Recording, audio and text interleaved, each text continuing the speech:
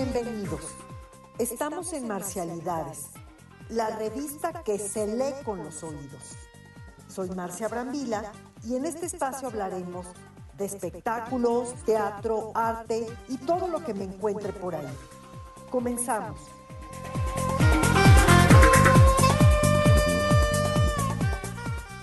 Hola, buenas tardes. Estamos aquí en Marcialidades. Yo soy Marcia Brambila. Estamos en un lunes, empiezo de semana, un poco de calor, un poco de humedad, pero por fin estamos contentos. Y estamos contentos porque tenemos información variada, información que les va a gustar.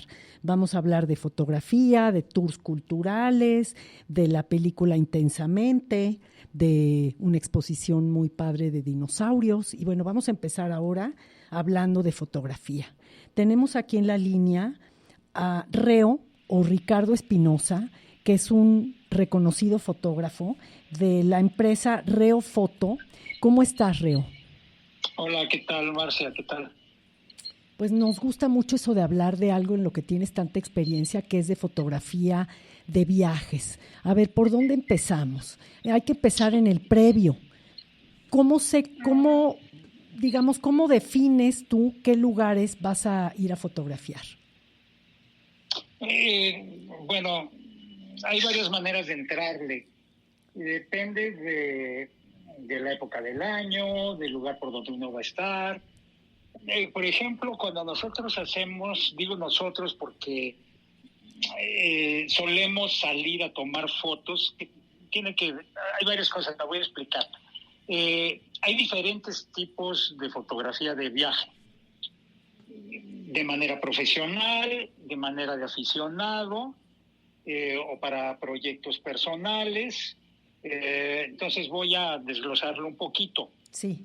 Por ejemplo, cuando es fotografía profesional, usualmente uno no define la locación.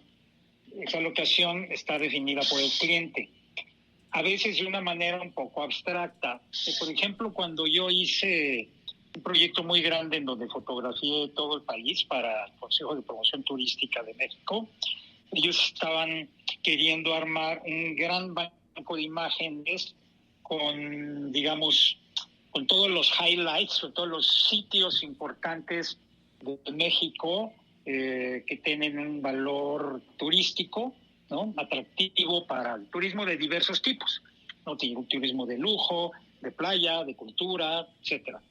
Entonces, a ver, hablando, por ejemplo, de un proyecto como ese, que es un proyecto muy ambicioso, usualmente uno tiene que hacer una investigación previa de las ubicaciones que se van a fotografiar según diversas, digamos, como grupos, ¿no? Por ejemplo, turismo cultural.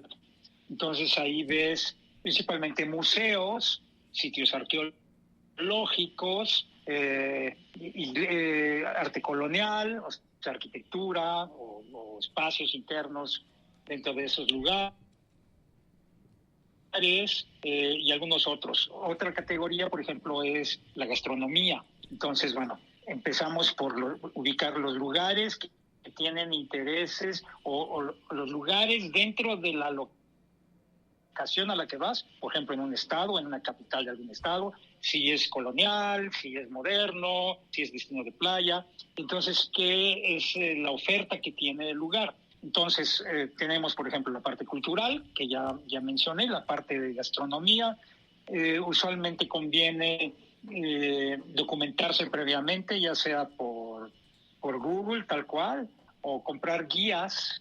En mi caso, por ejemplo, cuando hice ese trabajo, compré guías de turismo que se han hecho a lo largo de los años de los diversos estados para hacer como un listado de los sitios de interés.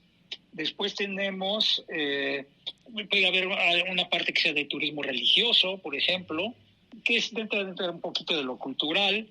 Si son destinos de playa, que le llaman así como genérico sol y playa, bueno, pues cuáles son las playas más bonitas, las más interesantes. Si hay que hacer, por ejemplo, marinas, a lo mejor, clubes de golf. Usualmente ese tipo de turismo, o en el proyecto que yo hice, fue como muy aspiracional. Entonces, pues uno trata de traer, en este caso, el Consejo de Promoción Turística que existía hasta antes de este gobierno. Ellos querían atraer un turismo, pues, premium, por decirlo de alguna manera. Entonces había que vender, pues, justamente los clubes de golf, las marinas, la gastronomía, y, bueno, en fin, una serie de cosas, incluso por tipo de gente. Por ejemplo, ahora LGBT, por ejemplo, ¿no? Sí. Destinos que sean amigables con esa comunidad. Y así uno va haciendo la lista y vas determinando, también hotelería, ya sea grandes complejos hoteleros o hoteles boutique, etcétera. Usualmente los hoteles tienen muy cuidados sus jardines, las playas, etcétera, tienen toda una infraestructura. Entonces hay que pedir permisos para poder acceder a los espacios. Si estás en lugares que tienen cierto tipo de atractivos privados, es interesante, por ejemplo, contactar a estos operadores turísticos, si te dan permiso para tomar fotos, etcétera, ¿no? Entonces, en base a eso, pues tú ya planeas tu viaje. Puedo extenderme muchísimo por ahí, pero es interesante que des como este recorrido general, que primero planeas el lugar a donde vas a ir y las condiciones, hasta me imagino del clima, de la hora, de las condiciones, a lo mejor si está lloviendo, si hace mucho sol, y en base a esto también has de preparar tu equipo de gente y tu equipo profesional de fotografía. Es correcto. Bueno, una cosa que se tiene que hacer sí o sí cuando haces fotografía de viajes, y en general la fotografía, es que los exteriores, la mejor luz siempre es la del amanecer y la del atardecer. Ajá. O sea, desde el amanecer hasta las más o menos 9 de la mañana y después de las 4:30 de la tarde en exteriores. ¿Por qué? Porque sobre todo en sitios como México el sol pega muy duro y las sombras son muy fuertes cuando es mediodía. Entonces, cuando haces fotografía de viaje, toda la parte de arquitectura, paisaje, es mucho mejor fotografiarla a temprana hora del día, de modo hay que madrugar, sí, o en el atardecer. Hay incluso aplicaciones, hay apps de teléfono que te pueden determinar hasta por dónde sale el sol. Exacto, o sea, sí lo he visto. Uh-huh. Es muy interesante porque sí. Tú dices, ok, voy a ir, no sé, a Iztapa, por decir algo, y quiero fotografiar la fachada de tal sitio, de tal iglesia, bueno, hay muchas iglesias interesantes, pero de tal hotel o de tal edificación. Entonces, previamente tú puedes saber, metiéndote en esta aplicación, a qué hora amanece, a qué hora atardece y cuál va a ser la Por ejemplo, cuando tú haces fotografía profesional, usualmente dedicas las mañanas y las tardes a hacer fotografía de exteriores y cuando empieza a levantar el sol, haces interiores. Por ejemplo, adentro de restaurantes, adentro de hoteles, habitaciones, áreas comunes, pero que están a la sombra. Y bueno, ya ves si llevas iluminación, todo ese tipo de cosas, ¿no? Pues qué interesante. Que lo que nos estás platicando, las condiciones, cómo tienes que planear cada sesión y sobre todo si vas a un lugar turístico, cada una de las fotos que tomas o de las locaciones tienen que ser planeadas de manera individual, ¿no? No nada más lo que estamos diciendo de los horarios, sino además qué ángulo es el que quieres sacar también, ¿no? Sí, claro. Bueno, muchas veces cuando uno va a este tipo de locaciones, haces lo que en el medio se conoce como scouting. El scouting es una exploración de la locación previa a las tomas, ¿no? Entonces, ya sea que tú puedes hacer un scouting virtual, buscando imágenes del lugar, pero evidentemente es mucho mejor si tú vas al lugar y antes de hacer las tomas te das una vuelta para ver situaciones específicas que necesitas, por ejemplo, arreglar, ¿no? O sea, por ejemplo, si tú tienes, digamos, para el tema profesional, usualmente te ayudas de la gente local, por ejemplo, la gente de turismo, o sea, los encargados de turismo locales o estatales que te echen la mano, y si es hotelería, y ver exactamente cómo se debe de acomodar hasta las mesas de un restaurante, ¿no? Porque tú ya planeas la foto desde antes, y en el momento de la toma, sobre todo cuando son atardeceres o amaneceres, tienes una ventana de tiempo muy cortita. Entonces necesitas planear la producción antes, incluso un día antes, para poder hacer la chamba, o quitar basura, o que... Claro, eso me queda claro. Profesional. Uh-huh. Pero cuando tú eres un aficionado, pues obviamente es otra historia totalmente diferente, ¿no? Pero claro, tiene ciertos principios como eso de la luz. Claro, y bueno, por último, porque ya sé que eternamente podríamos hablar de esto, yo soy de las que pienso que la fotografía tiene que estar bien tomada desde el principio y no depender del Photoshop o del Lightroom. Claro que ayuda, pero de entrada tiene que estar bien, si no, pues, ¿qué tanto le puedes arreglar si estuvo mal ejecutada? Efectivamente, sí. Hay gente mañosa o gente floja, siempre en cualquier medio, que dice, ay, bueno, luego lo arreglo. Usualmente no, o sea, usualmente uno trata de dejar la foto ya resuelta, y en la parte de Lightroom o de Photoshop es para cuestiones que no puedes controlar. Por ejemplo, que hay cables en una calle. Bueno, entonces, no vas a quitar los cables, los vas a quitar digitalmente. Pero sí puedes quitar la basura o mover al señor que esté estorbando, amablemente le pides que se mueva o tal. Si hay como obstáculos, pues tratar de quitarlos o de evitarlos, ya sea con el encuadre o moviéndolos o camuflajeándolos o cosas por el estilo, ¿no? Y sí, siempre se trata de tener la foto lo más terminada posible desde la primera vez. Hay obviamente cuestiones climatológicas, de repente llega y está nublado el lugar, no hay mucho que hacer, y después tienes que cambiar el cielo, cosas de ese tipo, pero en general siempre se procura uno la manera de darle la vuelta al tema o buscar un ángulo en donde la parte que no es tan simpática la puedas evitar, ¿no? Sobre todo porque este tipo de fotografía de viajes específicamente, se utiliza mucho en revistas de viaje, justamente, o para clientería, por ejemplo, es muy común, revistas de compañías de aviación, porque tú lo que estás queriendo es vender el lugar, ¿no? Tú Claro. estás vendiendo el lugar y tiene que ser súper fotogénico. Claro. Bueno, por último, si nos puedes compartir tu Instagram para que la gente te siga y vea qué bonito son los trabajos que tú haces. Bueno, sí, con mucho gusto. Es Instagram, /Reofoto. Ahí pueden ver algo de mi trabajo. En este momento no hay todavía trabajo de ese tipo porque lo voy a estar subiendo en las próximas semanas, pero si gustan conocer lo que hago de trabajo, en este caso, la última serie que estoy haciendo es muy interesante sobre la Santa Muerte. Sí, me encantó. Sobre el altar de la Santa Muerte. Me encantó. Es muy interesante.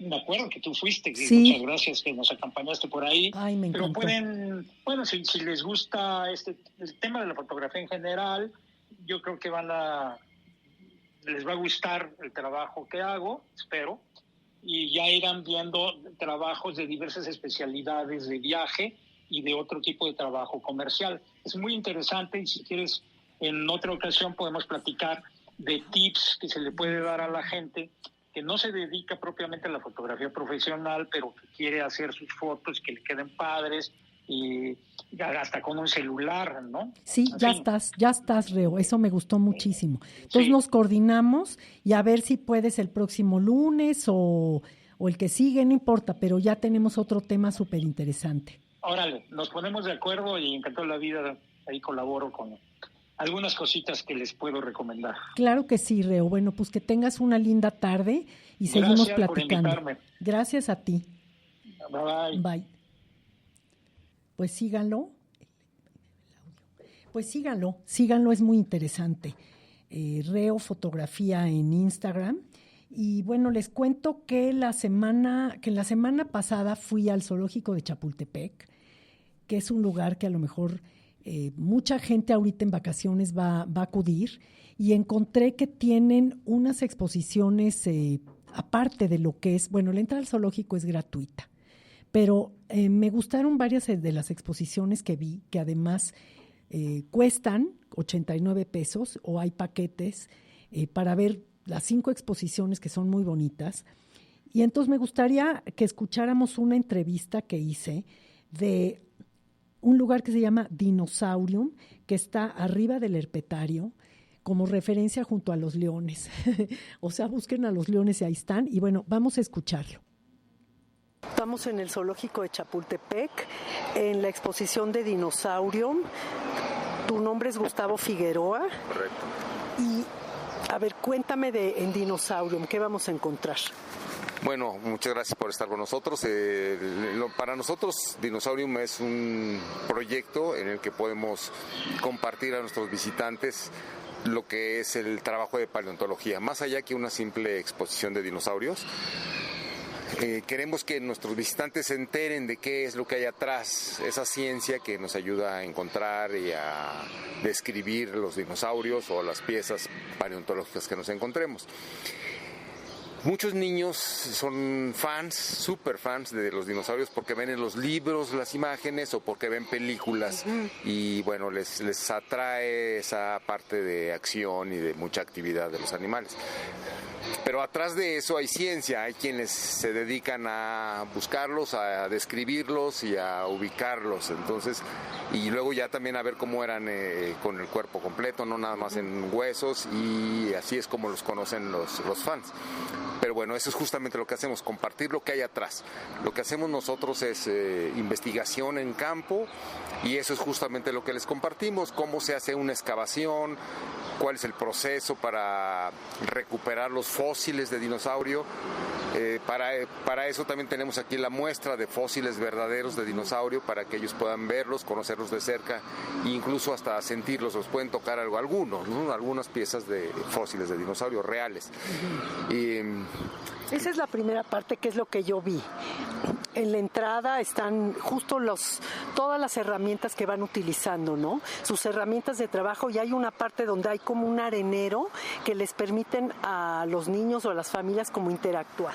Sí, correcto, para que vean de cerca cómo es el proceso de limpieza del polvo, la tierra, todas las pequeñas rocas que nos encontramos y vamos limpiando poco a poco, y ellos tengan la sensación justamente de descubrir un fósil. Ahí tenemos un par de fósiles grandes para que puedan descubrir algo, y ya a un lado tenemos la descripción, todo el nombre científico y de qué se trata lo que encontraron, y eso pues se lleven una buena experiencia a los niños para que vean lo que es ser paleontólogo.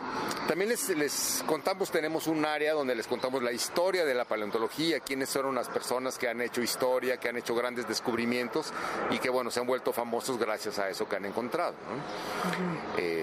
Quienes pueden ser inspiración para nosotros y para muchos más. Entonces, por eso es lo que hacemos en ese momento. Y aparte de las herramientas, pues todo lo que nos podemos encontrar en el campo, como tipos de minerales o pues, plantas, incluso fósiles. No solamente encontramos dinosaurios, ahí hay muchas cosas que se han fosilizado, que son pues, peces, caracoles y bueno, eso es parte del trabajo de explorar en el campo, es justamente hallar todo lo que es el entorno en el que vivían los dinosaurios. Y luego hacemos un pequeño recorrido por la parte antigua de la vida marina, en la que pues, les describimos los principales individuos, los más famosos, que como son mosasaurios, tenemos un par de mosasaurios, tenemos plesiosaurio, que son como el cuello largo del agua, que es la forma similar a la imagen que muchos tenemos del monstruo del lago Ness, que es justamente un plesiosaurio, es un animal con un cuello muy largo. Aquí tenemos un esqueleto para que lo vean, tenemos también una tortuga, que se llama arquelón, que es una tortuga muy antigua que llega a medir hasta 5 metros. Amonites gigantes, que son pues, piezas importantes, y una colección de fósiles marinos también. Entonces todo esto para involucrarlos como el inicio, la parte más antigua, pero sobre todo que sepan que todo esto ha sido encontrado en México, y esa es la parte más rica para nosotros, compartirles nuestro trabajo, que vean una gran colección de dinosaurios de Norteamérica, pero que la mayoría de lo que van a ver hoy aquí en la visita es una colección de animales encontrados en México, en la parte norte de México, que es donde encontramos la mayor cantidad de dinosaurios. Creo que es importante también decir que hay guías. Bueno, en primera hay fichas bibliográficas, sí, por si la gente quiere verlo por su lado. Y hay amigos o unos muchachos que van explicando, ¿no? Sí, los correcto, guías. Son los guías. Sí, las fichas técnicas son muy amigables, son pantallas que se están moviendo constantemente, y muy visuales, con mucho color, con mucha información, y que permita leer a nuestros visitantes toda esa gran información. Y aparte los acompañan los guías, si tienen dudas, los guías hacen su recorrido, pues si tienen alguna duda, por supuesto que estamos para cubrirlas, para complementar lo que tengan de interés. Pues esto es Dinosaurium. Les recomiendo que lo vayan a visitar. Ahorita que son vacaciones, el zoológico está abierto de martes a domingo. Me parece que desde las 9 de la mañana. Como les repito, la entrada al zoológico es gratis. Está muy bien el zoológico, hay animales muy bien cuidados. Y tenemos estas exposiciones que pues, voy a ir hablando poco a poco de ellas. Esta que me gustó mucho fue la de Dinosaurium, donde es para niños, pero también para grandes, para saber, para poder entender cómo fue el proceso de los dinosaurios. Tienen prototipos hechos a escala, vemos al Tiranosaurio Rex, por ejemplo. Tienen robótica, está muy bien, se las recomiendo muchísimo.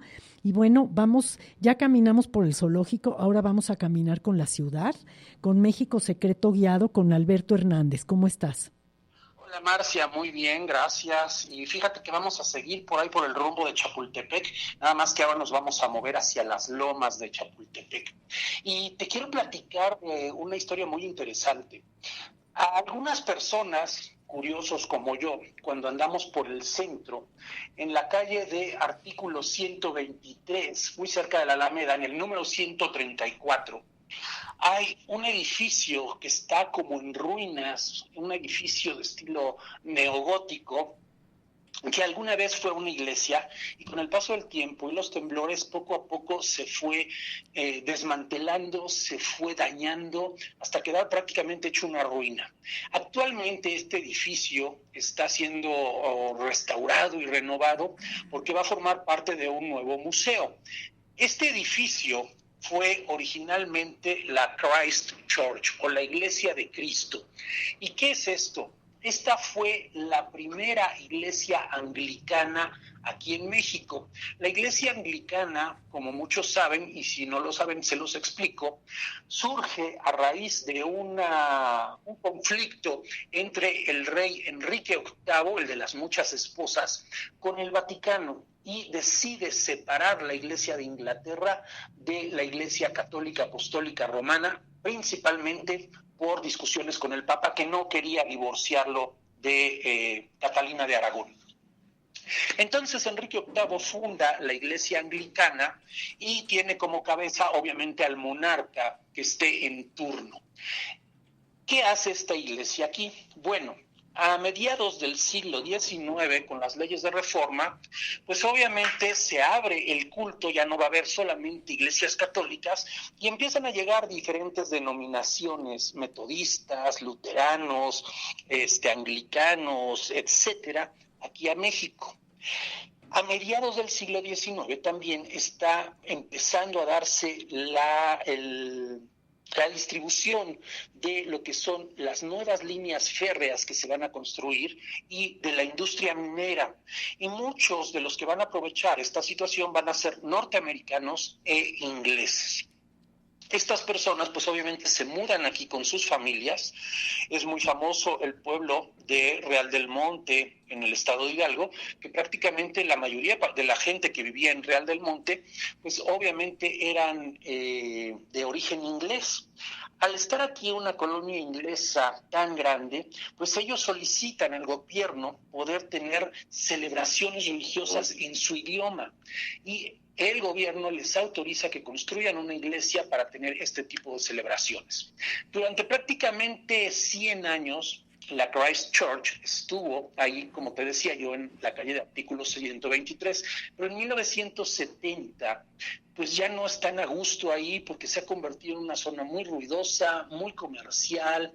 Luego llega también mucho vagabundo a pararse por ahí, a estar molestando a los transeúntes, estoy hablando de los años 70, y deciden moverse. Y se van a mover a la calle de Montes Escandinavos en las lomas de Chapultepec. Nada más que no empiezan a construir formalmente su nuevo templo hasta el año de 1992. Y va a ser por medio del arquitecto Carlos Mijares que deciden construir un edificio también en estilo gótico, pero todo hecho en ladrillos.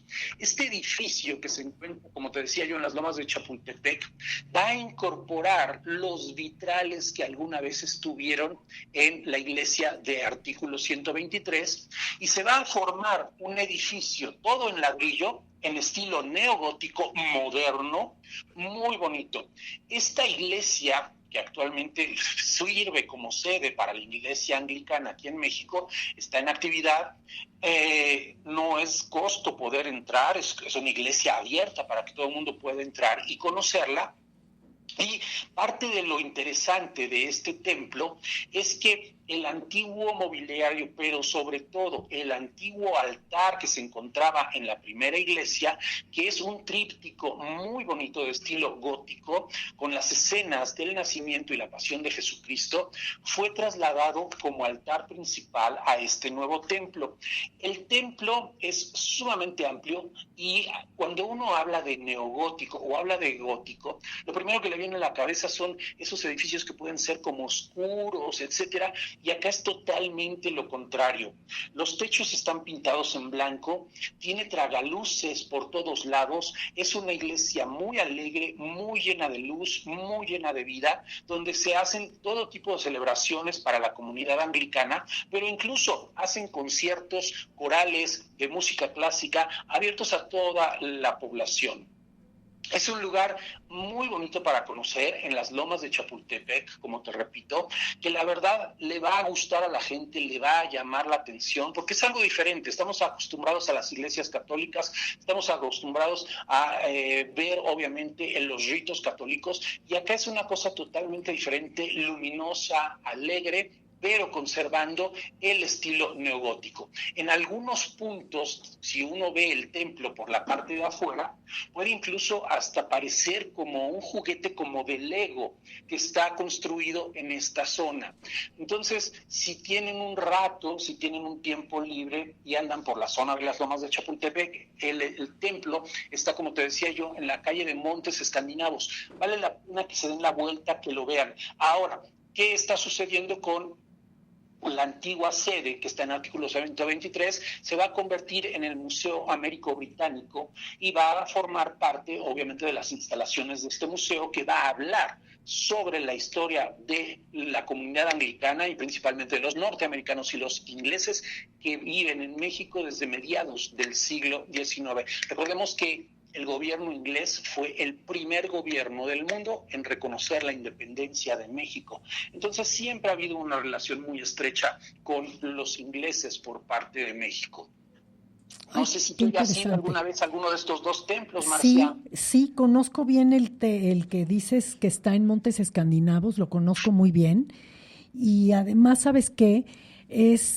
Ellos dicen que son el mejor coro de México de templo o de iglesia, y sí es cierto, ya los he ido a escuchar. Y también tienen unas gaitas maravillosas. De veras les recomiendo, es un lugar muy bonito. Pues sí, vale la pena. Y para la gente que quiera seguir conociendo la ciudad, esta semana tenemos el jueves un recorrido también muy interesante con eso de que es la Semana del Orgullo Gay. Vamos a hacer la colonia Juárez de porfirista a rosa, para hablar del desarrollo de una zona muy elegante, muy de fantasía, porque había castillos, había palacios dentro de esta zona, y cómo poco a poco, con el paso del tiempo, se fue transformando hasta ser actualmente lo que es la zona rosa, la sede de la comunidad lésbico-gay. Y vamos a tener también un recorrido que le gusta mucho a la gente, que es Conociendo la Colonia Roma. Este recorrido va a ser el día 7 de julio, en sábado. Para la gente que luego no puede asistir entre semana, pues bueno, es una buena oportunidad que nos acompañen en sábado a conocer la Colonia Roma y a disfrutar de los nuevos establecimientos que se están abriendo ahí, restaurantes, galerías, etcétera, para la gente que tenga ganas de conocer su ciudad. Nos pueden contactar en los medios de siempre, las redes sociales, México Secreto Guiado en Facebook, México Secreto Guiado en Instagram y mexicosecretoguiado.com en la web. Pues te agradezco muchísimo, Alberto, que todo esto que nos vas ilustrando, que nos vas dando más ganas de caminar, y bueno, seguimos la semana que entra caminando contigo. Claro que sí, con todo gusto. Cuídense mucho todos. Muchas gracias. Hasta luego. Hasta luego. Pues la semana pasada fui con Alberto y un grupo a la caminata esta de la colonia Roma, de la colonia Condesa. Increíble. Conocer la colonia Condesa, la caminata fue como desde el Palacio de Hierro de Durango a donde está la embajada rusa, ahí por Benjamín Franklin. Más de 4 horas. Una buena caminata, pero muy cultural, muy padre. Bueno, nos vamos a comerciales y seguimos con más novedades, aquí en Marcialidades.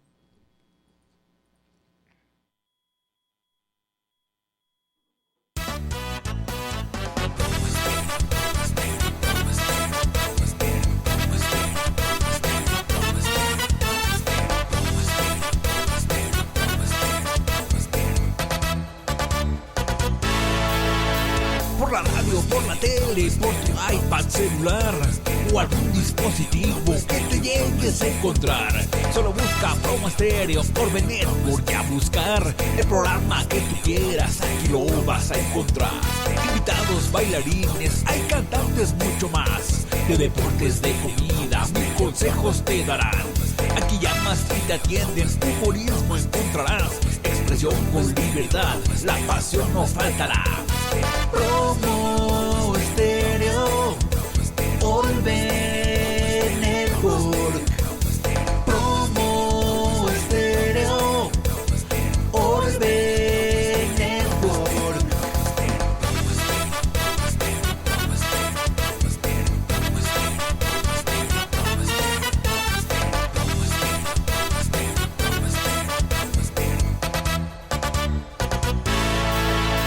En familia, con cariño, todos juntos vamos ya. Tú en tu carro, yo en la casa, o mañana se podrá. A la hora que tú quieras nos podrás sintonizar. En la radio, en la tele, en tu cel y mucho más. Hacemos Promo Estéreo, Orbe Network y a buscar el programa que tú quieras, que te guste y a gozar.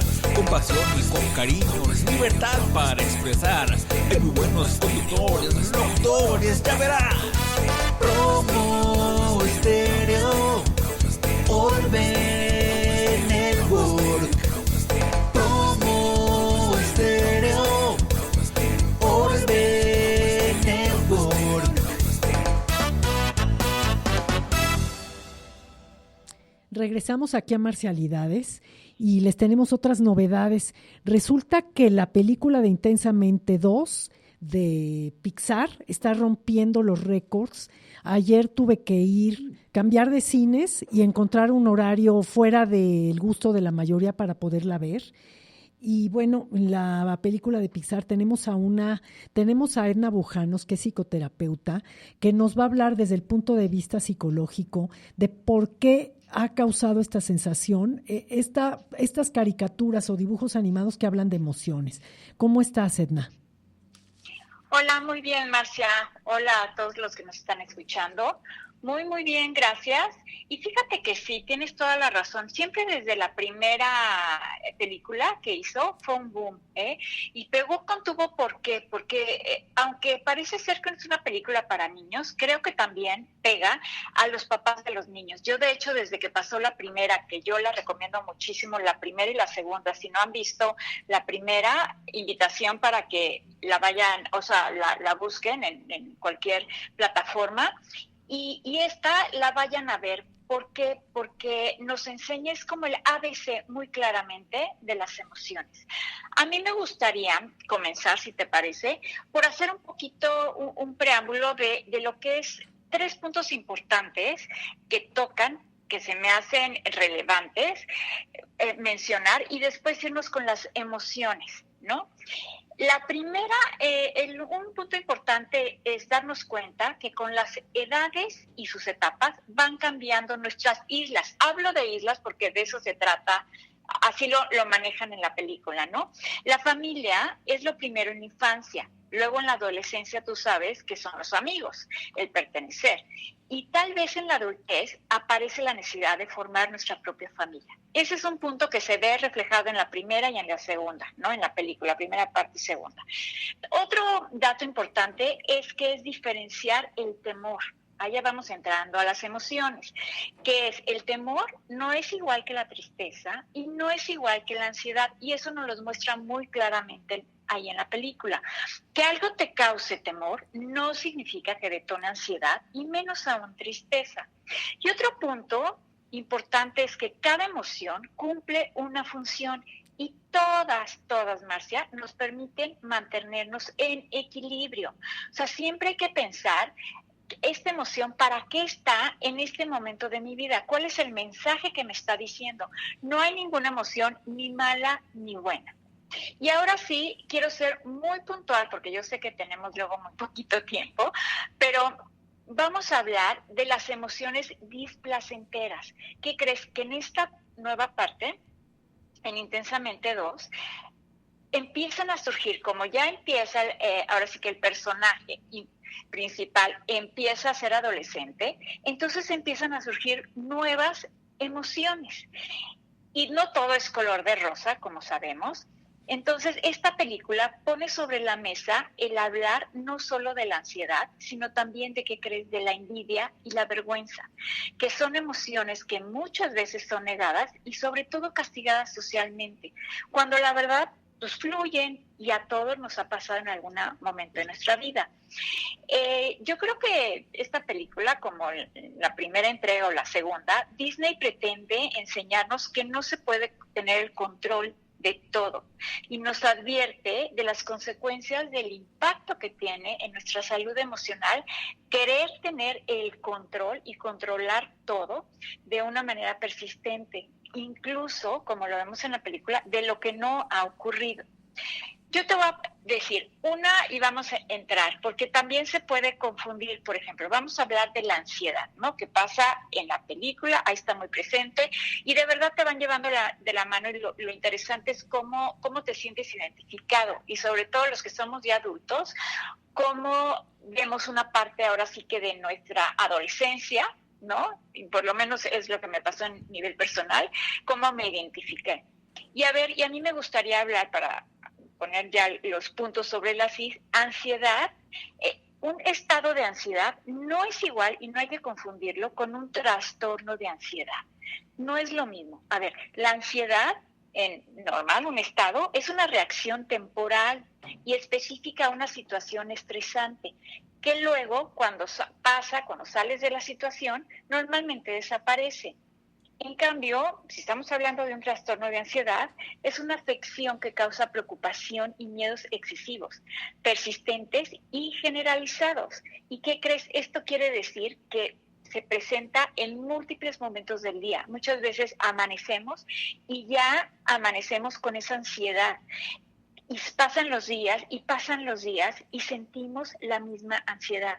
Y esto es ante situaciones que no necesariamente tengan una cuota significativa de estrés, ¿eh? O sea, muchas veces ni sabemos por qué.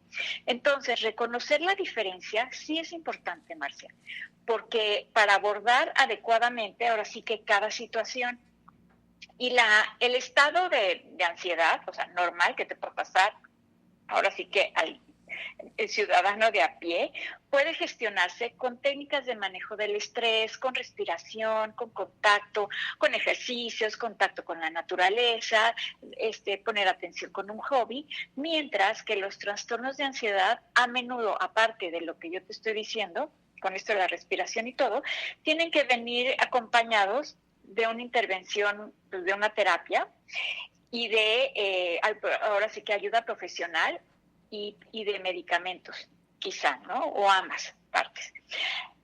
Ahora, por otro lado, te pasa en la película que se empieza a ver la envidia, ¿no? Y esto causa vergüenza.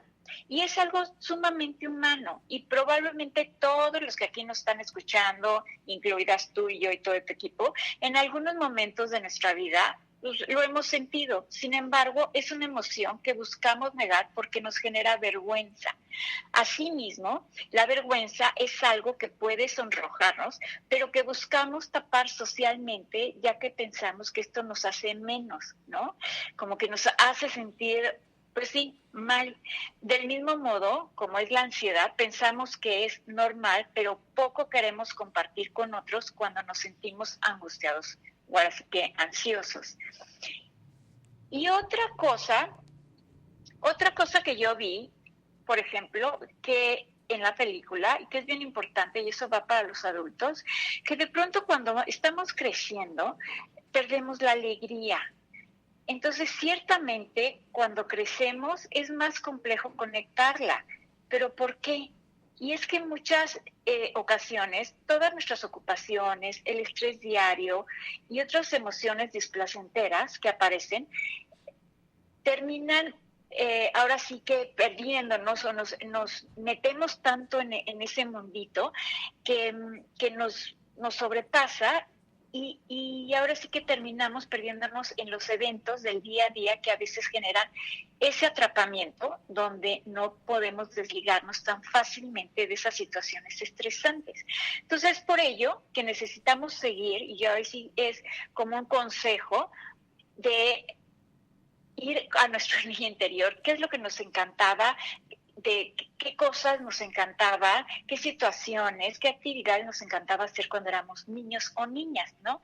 Para seguir fomentando todo esto que nos traiga, aparte, pues, ahora sí que la alegría.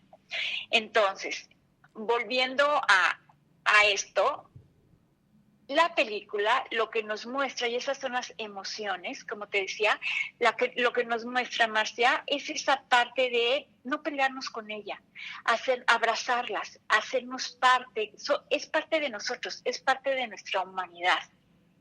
¿Cómo ves? Pues qué interesante, y como dices, el tema es inagotable. Esta película está revolviendo emociones de niños y grandes que las vemos con interés, pero está padre que nos las vayas digamos como desglosando, porque en la película una de los personajes principales pues es la ansiedad. La ansiedad quiere ganarle hasta a la niña puberta en todo. Y entonces yo creo que sería muy, muy bueno si el lunes que entra seguimos hablando de esto, claro. Ahora desde otro punto de vista.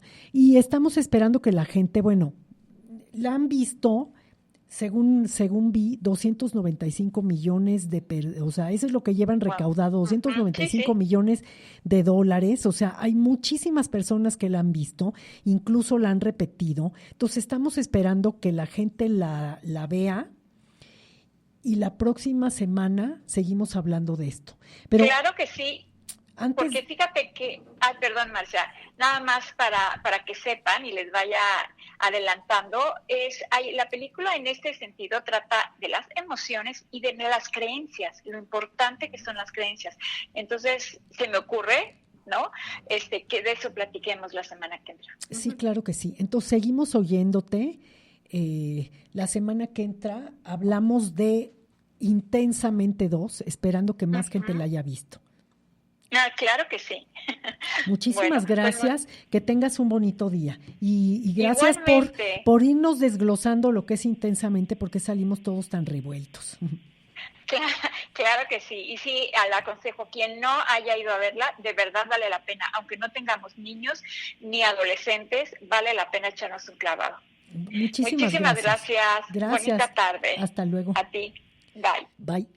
Estamos hablando de Intensamente, pero desde el punto de vista psicológico. Y ahora vamos a hablar de cine, también de cine, con Ann Hoyt. ¿Cómo estás, Ann?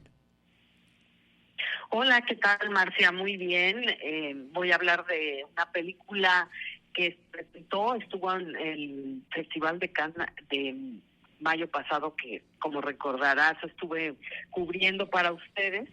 Y esta es una película que no ganó a mejor película competencia, pero sí obtuvo un premio especial del jurado en Cannes.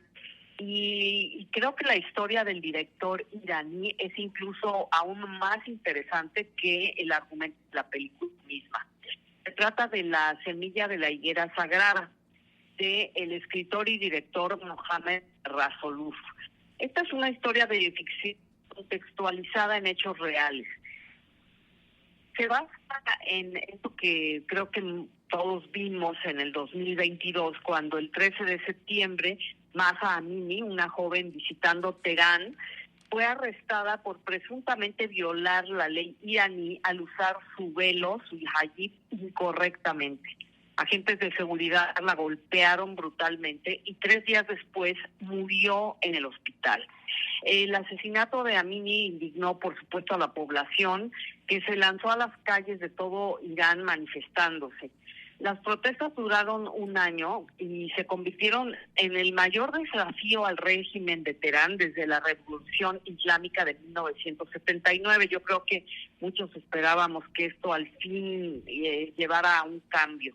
Sin embargo, el gobierno de Irán respondió con apagones generalizados de Internet, restricciones en el uso de redes sociales, gases lacrimógenos y disparos con petardos.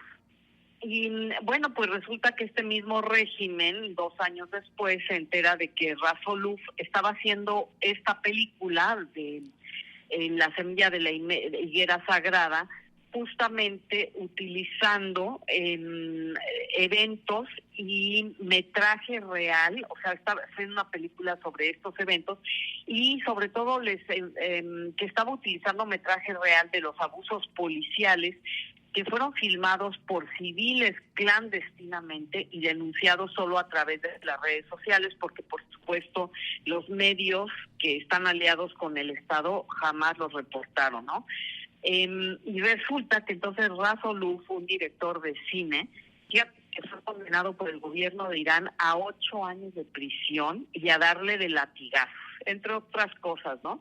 Wow. Rasulov huyó de Irán a pie por una zona montañosa fronteriza y pues recibe asilo político actualmente en Alemania, y todo esto ocurrió en enero de este año. Así que imagínate lo que fue verlo, que llegó a Cannes y estuvo presente en el estreno de su filme. Wow. Este trata sobre un abogado en Teherán que es ascendido al cargo de investigador estatal. Además de un aumento salarial, este nuevo puesto incluye la promesa de un departamento más amplio para él, su esposa Najme y sus hijas Rezman y Sana. Este imán es un hombre de pensamiento liberal y básicamente decente, pero por lo cual más bien sufre una crisis de conciencia cuando sus jefes le piden que dicte sentencias, incluso de pena de muerte, sin leer los expedientes. Así que por ello, por lo mismo, porque está haciendo cosas indebidas, sus jefes también le piden que se permanezca en el anonimato y que además sus hijas se mantengan alejadas de las redes sociales. Así que esta primera parte de La semilla de la higuera se centra en la angustia de Imán, que se debate con su conciencia sabiendo que puede estar condenando a gente inocente, ¿no? Pero fíjate que cuando las hijas desafían al Estado apoyando las protestas, el verdadero imán se revela el funcionario no duda en ponerse del lado de la teocracia iraní, puesto que ésta se extiende naturalmente en el ámbito familiar como el patriarcado intolerante y autoritario que él también encarna.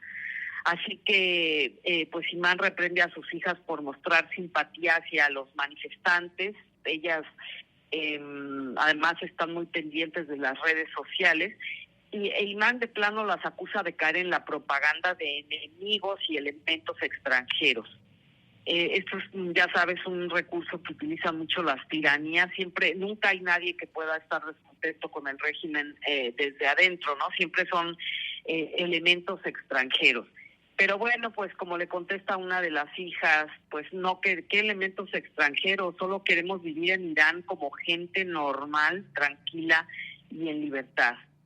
El simbolismo del título se explica en un texto antes de que arranque la película, y es que la higuera es una planta invasora y parasitaria que crece sobre otros vegetales y los asfixia hasta usurpar por completo su espacio. Así que no podría haber mejor metáfora de lo que hace la teocracia fascista iraní, ya que esta alegoría del árbol es el estado dictatorial a gran escala que extiende su sombra también al ámbito familiar, donde se manifiesta, como te decía, con un patriarcado. Así que, pues una película que ojalá llegue a México y que tengamos la oportunidad de ver, porque pues hay lecciones para todos. Sí, qué interesante, ¿eh? Vamos a estar pendientes. A veces la abren en algún ciclo especial, en algunas salas de arte, pero voy a estar pendiente porque está realmente muy interesante. Pues ojalá que así sea, y por lo tanto es bueno saber que hay directores que están literalmente arriesgando la vida, artistas, por decir la verdad y por expresar por ejercer su libertad de opinión y de expresión, que pues es un derecho humano, ¿no? Sí, claro que sí. Pues te agradezco mucho que estás de viaje y pues te tomas el tiempo para hablarnos de esta película y de recomendárnosla, y pues que tengas un bonito día, y bueno, pronto va a ser tu cumpleaños, que tengas un feliz cumpleaños también. Ay, muchas gracias, qué linda. Buen día a ustedes. Bueno, pues hasta muchísimas luego. Gracias, hasta luego. Pues ya estamos casi por acabar, Marcialidades, y pues no terminamos de información. Tenemos muchísima información y recuerden, les quiero recordar que este sábado es el Pride, la marcha del orgullo LGBT+, y todo este mes han sido muchos eventos, pero este miércoles, que es la noche de museos, por ejemplo, les recomiendo en Bellas Artes, a las 18 horas, además de una visita guiada, a las 19 horas, Coro Gay de México, que la verdad son bastante buenos. También el miércoles en el Museo Nacional de las Culturas Populares a las 20 horas, baile, cumbia y música tropical. Para los que les gusta, todos estos son gratis. Después, otro que también es muy bueno es el Museo del Estanquillo. Todos estos están en el Centro Histórico. A las 19 horas hay ópera, bolero, mariachi y acceso a las exposiciones, todo gratis. Y el último que les quiero recomendar es en la Academia de San Carlos, a las 17 horas. Hay una exposición sobre tatuaje mexicano, y si ustedes llegan como a las 17 horas, hay una masterclass de tatuaje mexicano, o sea que es muy interesante. Estas son varias de las cosas que les recomiendo. Acuérdense que todos los últimos miércoles del mes es noche de museos, y lo que sucede es que abren el museo en el horario normal en el que lo van cerrando. Aquí lo abren. Si a ustedes estas exposiciones que les acabo de platicar no les quedan cerca porque no viven por el centro histórico, busquen en los museos que tengan alrededor en sus páginas web y seguramente van a encontrar algo que les va a interesar. Bueno, les recuerdo que mi nombre es Marcia Brambila, y me pueden buscar en Instagram. En algunos lugares estoy como Marcia Brambila S y en otros como Marcia Brambila. Estoy en Instagram poniéndoles videos, por ejemplo, de varias de las cosas que vi en el zoológico, que veo en el teatro, que veo en los museos. También estoy en TikTok haciendo lo mismo. Estoy en YouTube, estoy en LinkedIn, o sea, estoy en todos lados. O por supuesto en Twitter es donde les recomiendo más lo que voy viendo. Les recomiendo mucho ver la película de Intensamente, que vamos a hablar el lunes que entra, y seguirme en mis redes. Me va a encantar que forman parte de mi comunidad, que se comuniquen conmigo, que me escriban qué quieren ver. Si hay algún talentoso por ahí, pues me va a encantar conocerlo. Y bueno, este es Marcialidades, lunes, empiezo de semana. Que tengan una linda semana, que sea brillante en cuanto a la genialidad de todo lo que consigan, que desarrollen un talento que no se conocían. Y bueno, hoy es día de empezar con todo eso. Y buenas tardes.